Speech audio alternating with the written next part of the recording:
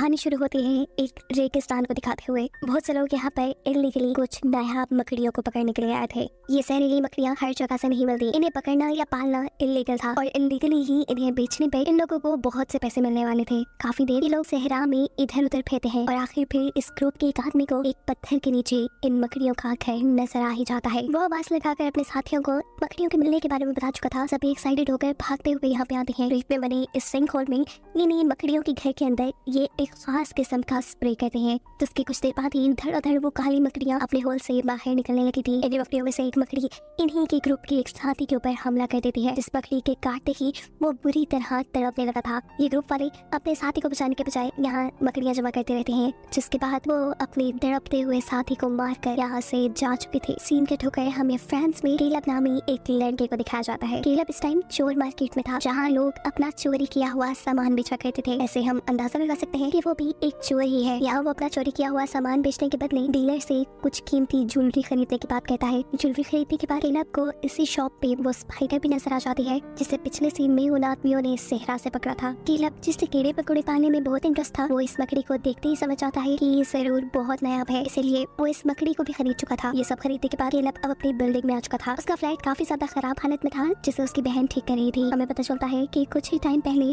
Caleb की मोम की डेथ हो चुकी है, जिसके बाद से वो और उसकी सिस्टर यहाँ अकेले रहते हैं। केलब अपना सामान अपने रूम में रखने के बाद नीचे स्टोर में आ जाता है, जहाँ उसने बहुत से शूज रखे थे। वो यहाँ जूते ही चेक कर रहा था, कितने में उसका फ्रेंड एक साइकिल चुरा कर ले आता है। केलब खुद भी चोर था, लेकिन वो अपने दोस्त की स्टोरी पे बहुत गुस्सा हुआ, क्योंकि उन्होंने डिसाइड कर लिया था कि अब से वो कोई गलत काम नहीं करेंगे। वो सब चोरी चकारी छोड़कर अपना बिजनेस करेंगे और ईमानदारी से पैसा कमाएंगे। अभी भी उसे काफी सारे जूतों के ऑर्डर मिले थे। वो अपने ऑर्डर कलेक्ट कर रहा था कि तब वो देखता है कि एक कस्टमर का शू बॉक्स खराब हो गया है। खराब शू बॉक्स के अंदर तो ऑर्डर नहीं दे सकता था, इसीलिए वो घर से एक नया शू बॉक्स लेने जाता है। घर आते ही वो देखता है कि उसके रूम की इलेक्ट्रिसिटी बंद, और ये देख उसका दिमाग खराब हो जाता है कि रूम की लाइट्स बंद करना समझो एक बहुत बड़ा जुर्म था, क्योंकि वहाँ उसने बहुत से इंसेक्ट्स यानी कीड़े मकोड़े पाले थे जो बिना लाइट के कम टेम्परेचर में मर जाते। केलब अपने सिस्टर से कहता है, यार तुम ये सब क्यों करती हो, क्या जरूरत थी मेरी रूम की लाइट बंद करने की। जवाब में वो कहती है, तुम्हें पता है इलेक्ट्रिसिटी बिल्स कितने आ रही है, सारी लाइट्स तुम्हारे कमरे में ऑन रहती है, बिल्स कौन देगा, कहाँ से पैसे आएंगे, कुछ सोचा है तुमने, वैसे भी ये कीड़े मकोड़े हमें कुछ नहीं देने वाले। जवाब में अपनी बहन से कहता है, यार सोचा था मैंने अपने जूतों का बिजनेस स्टार्ट किया है, वहाँ से पैसे आएंगे, हम सब मैनेज कर लेंगे। लेकिन उस बहन को उसकी बातों पे कोई एतबार नहीं था। केलब अपने रूम की लाइट ऑफ करता है और अपने सभी इंसेक्ट्स को चेक करता है। वो यहाँ अपनी नई लाई हुई मकड़ी को भी एडजस्ट करने की कोशिश करता है, लेकिन उसके लिए यहाँ कोई खास जगह नहीं थी, इसलिए अब जो टूटा शू बॉक्स उसके हाथ में था, केलब उसी के अंदर उस मकड़ी को रख चुका था। ये सब करने के बाद वो चला जाता है अपनी मोम की फ्रेंड की पार्टी में। अपनी मोम के पढ़ने के बाद वो इन्हें अपनी मोम ही समझता था। ये लेडी भी केलब से बहुत प्यार करती थी, और आज जो केलब ने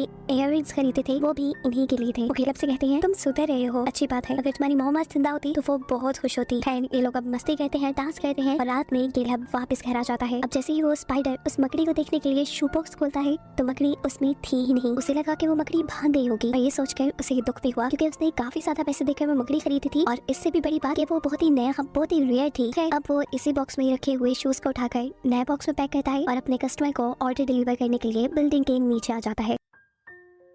यह ऑर्डर उसी की बिल्डिंग में रहने वाले एक आदमी ने दिया था। केलब को ये जूते कस्टमर को देते हुए इस बिल्डिंग का ऑनर देख लेता है। वो हमेशा से ही केलब पे शक किया करता था कि जैसे वो इलीगल काम करता हो, इसीलिए उसका ज्यादा टाइम केलब पर नजर रखते हुए गुजरता था। लड़का शूज लेकर अपने घर आ जाता है, और जैसे ही उन्हें ट्राई करने के लिए पहनता है, तो उसे शूज के अंदर कोई अजीबोगरीब चीज फील हुई। उसके अंदर बहुत बड़ी सी स्पाइडर थी। शुक्र था कि उस स्पाइडर ने उसे काटा नहीं। असल में केलब ने तो अपनी तरफ से स्पाइडर शू बॉक्स में रख दी थी, लेकिन वो स्पाइडर इस शूज के अंदर चली गई थी। जो शूज दूसरे बॉक्स में रखकर केलब इन्हें दे चुका था। ये आदमी अब जैसे ही शू को झाड़ता है, तो उसमें से के बाद एक बहुत सारी स्पाइडर्स निकलती है। यानी स्पाइडर ने शूज के अंदर अपने बच्चे भी दे दिए थे। ये सारी स्पाइडर्स इस आदमी को काट लेती हैं। इस आदमी का जिस्म अचानक से सुन्न हो जाता है। वो अपने आप को बचाने के लिए भी कुछ नहीं कर पाया था, और कुछ ही देर में उसकी मौत हो गई थी। घर पे अभी तक केलब बहुत ज्यादा परेशान था। केलब के सिस्टर और उसके फ्रेंड्स जो इस घर को सेट कर रहे थे, जब वो उसकी परेशानी पूछते हैं, तो केलब यहाँ साफ साफ उन्हें बता देता है कि वो एक जहरीली स्पाइडर यहाँ लेकर आया था, जो गलती से उससे गुम हो गई है, और अगर वो स्पाइडर किसी को भी काट गई तो उसकी मौत हो सकती है। अभी ये लोग बातें कर रहे थे कि तभी ये नोटिस करते हैं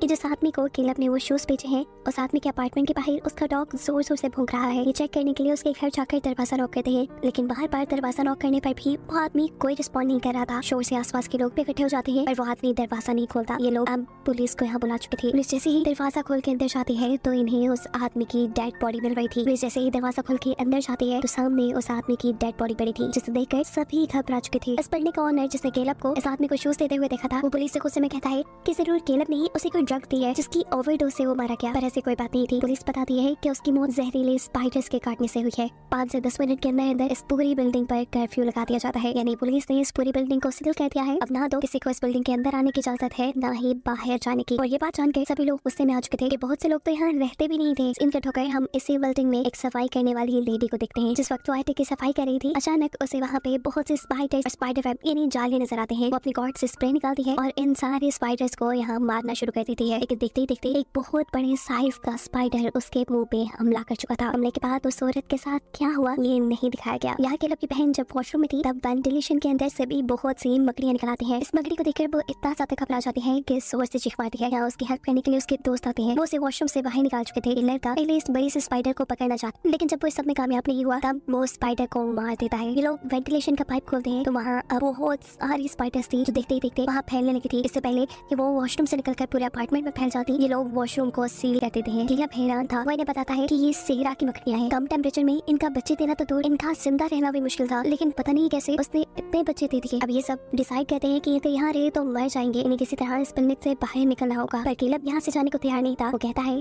कि ये बहुत बड़ा खतरा है, हमें यहाँ रहकर यहाँ के लोगों को इस खतरे से अवेयर करना चाहिए ताकि वो लोग भी अपनी जान बचा सके। लेकिन ये लोग केलब की बात नहीं सुनते और आधे से ज्यादा लोग इस बिल्डिंग से बाहर निकलने की कोशिशों में लग जाते हैं। लेकिन बिल्डिंग पे तो कर्फ्यू लगा था। यहाँ केलब और उसका वो दोस्त जिन्होंने इस बिल्डिंग में स्टे करने का फैसला किया था, वो पूरी बिल्डिंग का विजिट करके चेक करते हैं और दर्दनाक हकीकत इन्हें ये पता चलती है कि वो स्पाइडर्स बहुत बड़ी तादाद में पूरी बिल्डिंग में फैल चुके थे और उन्होंने ही बिल्डिंग में रहने वाले काफी सारे लोगों को भी मार डाला था। दोनों ही घबराकर अपने अपार्टमेंट में वापस आ जाते हैं। यहाँ आकर वो देखते हैं कि इनका ग्रुप भी वापस आ चुका था क्योंकि उन सभी को इस बिल्डिंग से बाहर जाने का कोई रास्ता नहीं मिला। वो लोग इस अपार्टमेंट में ही थे कि तभी इस बिल्डिंग का ऑनर यहाँ जाता है क्योंकि उसे लग रहा था कि सबके पीछे केलब है। ये लोग दरवाजा खोलते हैं तो वो आदमी आयरन रॉड लेकर केलब और उसके दोस्त के ऊपर हमला कर देता है। वो पुलिस को ये प्रूफ देना चाहता था कि सबके पीछे केलब है, इसीलिए वो उनकी घर की तलाशी लेने वाला था। ऐसे में वो केलब के रूम के साथ साथ वो वॉशरूम भी खोल देता है जिसमें बहुत सी स्पाइडर्स थी। उन स्पाइडर्स को बाहर निकलता हुआ देखकर ये लोग अपनी जान बचाकर इस अपार्टमेंट से बाहर आकर इस अपार्टमेंट को लॉक कर देते हैं क्योंकि वो भी अब खतरे से खाली नहीं रहा था। अपार्टमेंट के अंदर जो लड़का गया था ये स्पाइडर्स अब उसे भी मार चुकी थी और उसकी मौत देखकर ये सभी बहुत ज्यादा घबराए हुए थे। यहाँ केलब को याद आता है कि इस बिल्डिंग से बाहर निकलने का एक रास्ता पार्किंग लॉट भी है, लेकिन जब ये लोग पार्किंग लॉट की तरफ जाते हैं तो वहाँ पर भी बहुत बड़े बड़े स्पाइडर्स ने अपने जाले बनाए हुए थे। इन्हें अगर इस जगह से बाहर जाना था तो लाइट ऑन रखनी थी, लेकिन पार्किंग लॉट की लाइट के तो सेंसर्स थे, वहाँ से जो कोई भी गुजरता था तो लाइट सिर्फ 1 मिनट के लिए ऑन रहती थी। लाइट ऑन करके ये लोग बिना आग के तेजी से आगे बढ़ने की कोशिश करते हैं, लेकिन इस सब में केलब की सिस्टर पीछे रह जाती है। इससे पहले कि स्पाइडर्स उसे काट लेती उसके पास एक लाइटर था जो जलाकर वो यहाँ से आगे आने में कामयाब हो चुकी थी। बेसमेंट के दरवाजे तक पहुँचते पे इन्हें पता चलता है कि ये दरवाजा भी सील था। ये लोग बहुत खटखटाते हैं लेकिन पुलिस उनके लिए ये दरवाजा नहीं खोलती। कुछ देर बाद वहाँ पे पुलिस के जरिए जहरीली गैस छोड़ी जाती है जिसका मकसद था इस बिल्डिंग में मौजूद हर जिंदा चीज, चाहे वो इंसान है, मकड़ियाँ या कोई भी जिंदा चीज, उन सभी चीजों को मार देना। इस स्प्रे को देखते हुए केलब अपने 2 साथियों के साथ जाकर एक कमरे में छुप जाता है क्योंकि इनका चौथा साथी भी यहाँ मारा गया था। काफी टाइम ये लोग यहीं गुजारते हैं और फिर पुलिस की तरफ से ये दरवाजा खोला जाता है। पुलिस को लग रहा था कि अब यहाँ कोई भी जिंदा चीज नहीं बची होगी, लेकिन जैसे ही वो अंदर आकर केलब और उसके साथियों को दिखते हैं तो उन्हें अरेस्ट कर लिया जाता है। पुलिस वाले इन्हें जल्द ही मार देते। यहाँ पुलिस बिल्डिंग में से एक और आदमी को भी पकड़ कर लेकर आती है जो इस वक्त इन्फेक्टेड भी हो चुका था। केलब यहाँ पुलिस वालों से लड़ने लग जाता है कि हमें बचाने के बजाय हमें मारने की कोशिश की जा रही है। ये कौन सा इंसाफ है? जिस पर पुलिस इंस्पेक्टर सबको बताते हैं कि ये मकड़ियाँ बहुत जहरीली हैं, इन्होंने जिन इंसानों को भी काटा है वो भी इन्फेक्टेड हो चुके हैं और अगर ये इन्फेक्शन यहाँ से बाहर निकल गई तो पूरा का पूरा मुल्क इससे खतरे में पड़ जाएगा और हम ऐसा होने नहीं दे सकते। अब कुछ ही देर में केलब उसकी सिस्टर और उसकी फ्रेंड को भी मार दिया जाता, लेकिन तभी वो आदमी जो यहाँ पे जख्मी था वो इन सबको बताता है कि इनके पिछले रूम में बहुत सी स्पाइडर्स अभी भी जिंदा है। उन लोगों से कहता है कि तुम लोग इन्फेक्टेड नहीं हो, तुम लोग अपनी जान बचाकर यहाँ से बाहर जा सकते हो और ऐसे दुनिया को भी कोई खतरा नहीं होगा। वो उनकी मदद करने को यहाँ इसलिए तैयार था क्योंकि वो खुद मरने वाला था। यहाँ वो पुलिस को चकमा देते हुए वो दरवाजा खोल देता है जिसके अंदर बहुत सी मकड़ियाँ थी। इनका साइज इतना बड़ा था जैसे एक डॉग का साइज। इनके बाहर निकलते ही पुलिस और सोल्जर सभी इनके ऊपर गोलियां चलाना शुरू कर देते हैं। कोई इनके ऊपर जहरीला स्प्रे कर रहा था तो कोई इन्हें मार रहा था। जिस वक्त पुलिस वाले इनको मारने में बिजी थे, केलब उसकी बहन और उसकी फ्रेंड यहाँ से निकलने में कामयाब हो जाते हैं। बाहर बहुत सी वैन्स खड़ी थी जिसमें से एक वैन में ये लोग बैठ चुके थे। हालांकि उनकी इस वैन के आगे भी एक स्पाइडर आ जाता है लेकिन ये उसे कुचलते हुए आगे बढ़ जाते हैं। जिसके बाद अब सीन कट होता है और हमें कुछ अरसे बाद का सीन दिखाया जा रहा है। पता चला है कि केलब, उसकी सिस्टर और उसकी फ्रेंड वहाँ से जिंदा बचने में कामयाब हो गए थे, लेकिन अब आज गवर्नमेंट उनकी उस बिल्डिंग को तबाह कर रही थी जहाँ उन्होंने पूरा बचपन गुजारा था। हम देखते हैं कि केलब के पास अभी भी सीक्रेटली एक स्पाइडर मौजूद है जिसे उसने सबसे छुपा कर बहुत ही ख्याल से रखा हुआ था और इसको ही दिखाते हुए कहानी यहाँ खत्म हो जाती है।